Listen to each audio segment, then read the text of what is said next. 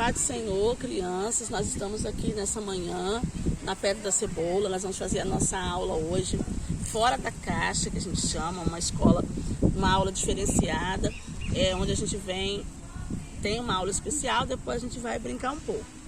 E nós vamos começar agora, a tia Mary vai estar orando para começar a nossa lição. Então, vamos orar com a tia? Vamos agradecer ao Papai do Céu por este momento. Como a tia Cris falou, é uma aula fora de caixa, mas a nossa oração está dentro da caixa. Glória a Deus. Tá bom? Então vamos agradecer ao Senhor Jesus por esse momento. Senhor, meu Pai, meu Deus, obrigada, Pai, por nós estar aqui todos com saúde e partilhar mais um pouquinho da Tua palavra, Senhor Jesus. Nós te agradecemos por esse momento, Senhor, pelo nosso acordar e pelo nosso deitar e o nosso levantar e estar aqui respirando, Senhor Jesus. Obrigado, meu Pai, que essa aula seja uma bênção para cada um de nós, Senhor. Abençoa a nós todos, é isso que eu te pedi, em nome de Jesus. Amém? Amém. Hoje, o título da nossa lição é a lição de número 13. O título é bem assim: Errando e Acertando. E nós vamos começar aqui falando sobre os gibeonitas. Os gibeonitas eram um povo que morava bem perto onde os israelitas estavam acampados. Olha só, Maria Antônia, eles ficaram sabendo das grandes vitórias dos israelitas e tiveram muito medo. Aqueles gibeonitas, eles sabiam que o povo de Deus, o povo de Israel, estava sempre vencendo as suas batalhas. Então, eles passaram a ficar com medo do povo de Israel. Então, eles elaboraram um plano para enganar o povo de Israel.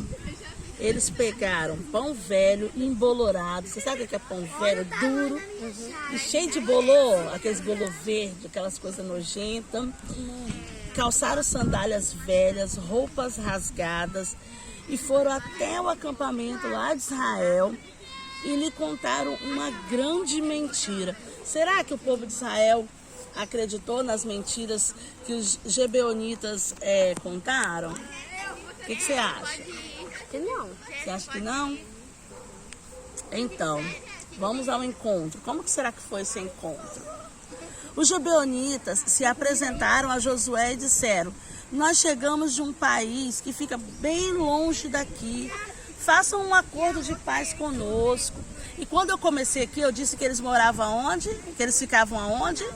Bem perto de onde estava o acampamento do povo de Israel. Olha a primeira mentira. Eles falaram que moravam numa cidade bem longe, num lugar bem longe. E eles falaram com Josué: faz um acordo de paz conosco. O que é esse acordo de paz? É que, numa situação, Josué não poderia matá-los. Se tivesse uma guerra, né? Eles eram os pobres coitados. E Josué tinha que fazer um acordo, ó. Aconteça o que acontecer, eu não vou matar vocês. O povo de Israel, que vivia tendo várias guerras, porque muitas pessoas eram contra Israel, tinha que fazer esse acordo. Josué ficou até desconfiado. Assim, falou: não sei. Mas Josué pensou assim: nós já temos vencido tantas guerras, nós não seremos mortos. E eles falaram assim: você faz um acordo de paz conosco e nós vamos trabalhar para vocês. Eles falaram, olha como que eles são espertos. Primeira mentira, qual que foi? Eles falaram que era da onde? Muito longe. De muito longe. Depois eles falaram que era o quê? Queriam um acordo de Paz. Esse acordo de paz era para quê? Sabe? Esther? O acordo de paz é para que, havendo guerra em alguma situação, Josué e o povo de Israel não os matassem, porque eles tinham medo do povo de Israel. E Josué, será que ele foi enganado por essa mentira? Não. Vamos ver, hein? Depois que Josué ouviu todas essas conversas dos gibeonitas, ele não pediu conselho a Deus e resolveu fazer aquele acordo de paz. Josué foi enganado porque não pediu conselhos a Deus. Olha, crianças, tudo que nós formos fazer, temos que pedir o conselho de Deus. Mas como que seria o conselho de Deus? Pergunta a Deus, Senhor, começa a orar. Nós crianças, nós professores, temos que aprender a orar e a pedir orientação a Deus. Deus, eu quero isso, o Senhor quer isso para mim? Senhor, eu quero ir em tal lugar, é isso que o Senhor quer para mim? Porque Deus é vivo, Deus tem ouvido, Deus tem boca para responder.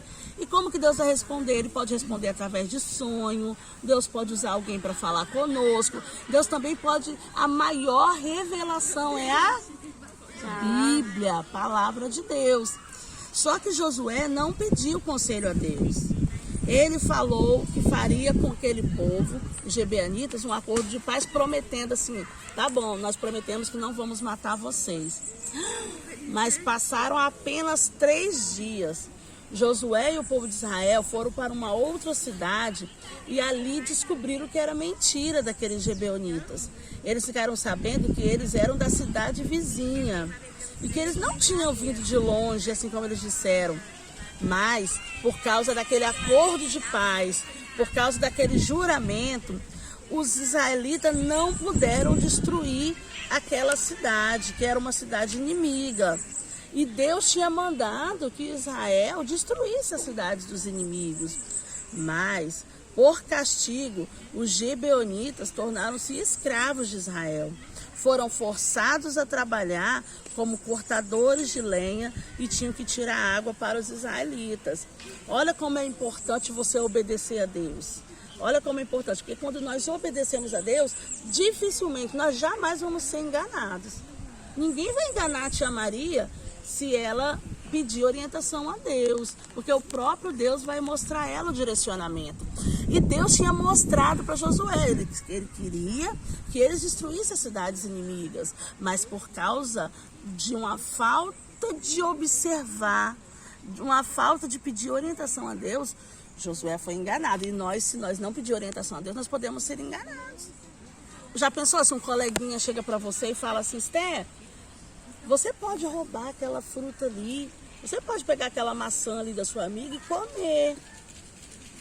Isso já me aconteceu. Já aconteceu com você? A menina me deu um biscoito. Nossa, elas. A menina me mostrou o biscoito. Aí tava com pasta. Aí eu comi. Você aí... comeu enganado, né? Então, isso é só um exemplo. Mas nós podemos pedir a orientação a Deus. Porque, infelizmente, tem muitas pessoas más. Nós somos cercados, às vezes, por pessoas más, que querem nos enganar todos os dias. Enganar com coisas que parecem simples, coisas que parecem boas, coisas que parecem que não tem nada a ver. E aí, se nós estivermos pedindo a Deus todos os dias para não nos deixar sermos enganados, Ele vai estar presente na nossa vida. E Ele vai abrir os nossos olhos espirituais. Os olhos espirituais vai fazer com que nós conseguimos ver o que é certo e o que é errado. É muito importante nós buscarmos a direção de Deus em tudo que vamos fazer. Como, sabe qual é o versículo de hoje que nós vamos memorizar? Está escrito assim, ó, há caminhos que parecem certos, mas pode acabar levando à morte. Ó, quando eu era criança, perto da minha escola, tinha uma quitanda. Tinha um mercadinho que vendia um monte de biscoito, vendia frutas. E eu fui com várias amigas nesse supermercadinho que tinha assim. E uma colega minha pegou uma manga bem bonita e falou bem assim, ô Cris, você pode levar essa manga? Lá fora a gente come. Eu achei que ela tinha comprado, eu era inocente, eu não tinha ninguém falando pra mim que eu tinha que pedir a Deus visão espiritual. E quando eu tava saindo daquele mercado, o dono veio e me chamou e falou assim, deixa eu ver o que tem dentro da sua bolsa. E eu tinha dentro da minha bolsa uma manga, que não era minha, que a minha coleguinha colocou dentro da minha bolsa. Então, parecia que não tinha nada a ver, mas ela estava fazendo o quê? Roubando, ela estava roubando.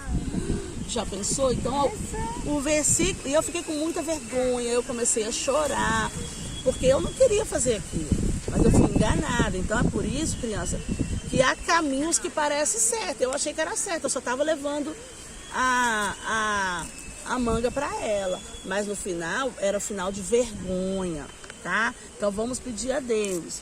Mas Deus, ele é muito bom e misericordioso. Passando algum tempo, 5 reis se uniram para atacar a cidade de Deão. Então, os gibeonitas pediram ajuda a Josué. Só que dessa vez, Josué pediu orientação a Deus. E quando Josué pediu orientação a Deus, Deus falou: Josué, não precisa ficar com medo, pois eu estou no meio do meu povo. Josué e o seu exército chegaram de surpresa e conseguiram vencer aquela guerra. Venceram todos os seus inimigos. E sabia que no meio daqueles inimigos, vários conseguiram fugir? E sabe o que Deus fez?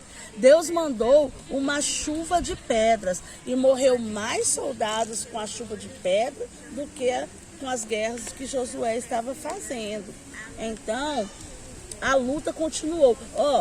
Como foi Deus, como Josué pediu orientação a Deus para guerrear, e Deus falou sim, na hora que eles podiam perder a batalha, porque o pessoal fugiu, o próprio Deus mandou uma chuva de pedras e eles morreram. Então, Deus, ele zela por nós. Então, a luta continuou. Mas olha, não eram 5 reis que se levantaram com as cidades, com os seus inimigos, tentando matar Israel? Não foi? Só que o dia tem quantas horas? 24 horas só. E Josué viu que começou a passar o tempo, não ia dar para ele vencer só em um dia aqueles 5 reis. O que vocês acham que eles fizeram? O que ele fez? Josué fez uma oração a Deus extraordinária. E ele olhou e falou: sol e lua, fiquem parados. E Deus parou o sol. E Deus parou a lua, glória a Deus. E o dia ficou longo. O dia só acabou depois que Josué e Israel venceu a guerra. Olha que coisa extraordinária. Deus parou o sol e a lua para Josué vencer a guerra. E os 5 reis, os seus exércitos foram derrotados. Que vitória! Você já imaginou Deus parar o dia e deixar o dia bem grandão só para Josué e o povo de Israel vencer aquelas guerras?